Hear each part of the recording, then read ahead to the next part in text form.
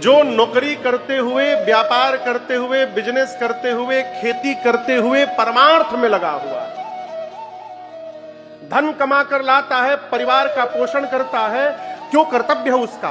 परिवार का पोषण करने के बाद परमार्थ में जी रहा है और अपने को प्रपंच से अलग रखा हुआ है। प्रपंच समझते हैं क्या?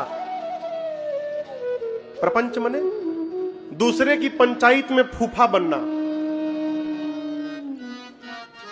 जिस बात से कोई लेना देना नहीं वहां भी जाकर अपनी टांग को अड़ाना, इसको परपंची कहते हैं। बाबूजी कोई काम धंधा नहीं, फोन उठाकर उसको उससे लड़ाना, उससे उसको लड़ाना, इसको प्रपंच कहते हैं।